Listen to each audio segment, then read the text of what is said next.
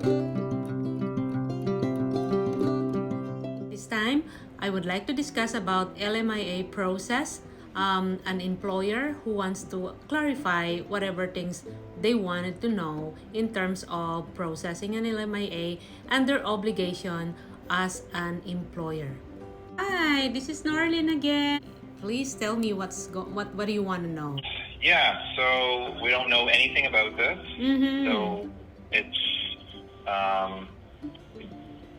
don't know exact questions to ask, but basically, what are our responsibilities? Okay. Yes.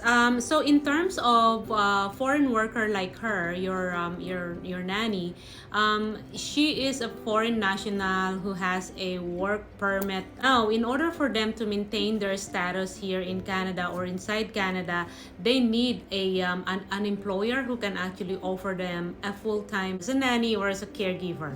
Now, this person, she's about to lose her status. In order for her to continue her legality or her status to be inside Canada, she has to look for an employer who can offer her a full-time job, which is minimum for 30 hours a week. Under the caregiver program, foreign national like her needs a sponsorship, and she need to work at least 1 year as a full-time nanny and declared one, which is they call it sponsorship from an employer.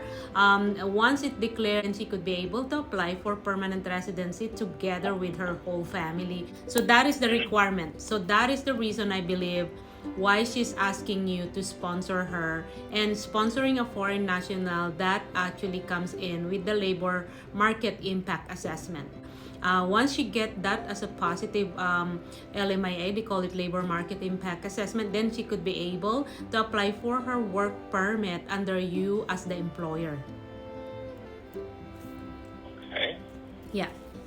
And so, in order for us to do that, I know you don't have a lot of questions because I know it's your first time. In order for us to do that, you will gonna be needing to show to the Service Canada or the government responsible to approve a labor market impact assessment. We will be needing a long form birth certificate. We need to show that to the government, which is it shows that your child is the one that she will gonna be looking after. And then second thing will gonna be of course the ability to pay the salary or minimum salary of the foreign worker. They need to see a notice of assessment, minimal requirements that we needed. Then in order for us to actually prove to the government or to the Service Canada, the people who are responsible approving the LMIA, we need to advertise.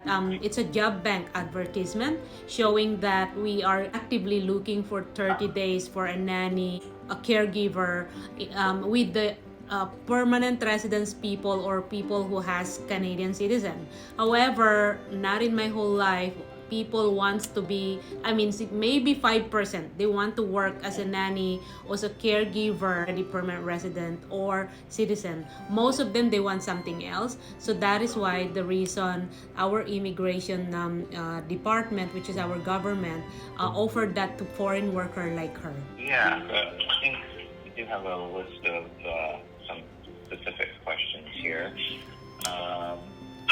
So I do see some issues. So we're not able to offer her full time. So that doesn't fit into our schedule. Yeah. Or budget. And also we are getting help paying for her. So my income does not reflect my ability to pay a full-time employee. Even if you join together with your spouse? Unemployed. Okay. You can still show your bank account showing your a checking or savings. For example, I'm just setting an example. Your notice of assessment reflects like maybe $10,000 or $20,000, and the needed income requirement for our from the government to hire a 6 hours a day, 30 hours a week. It reflects like let's say 40,000, then at least if you have notice of assessment of 20K, then the other 20K is to show to the government or to the Service Canada by the bank statement.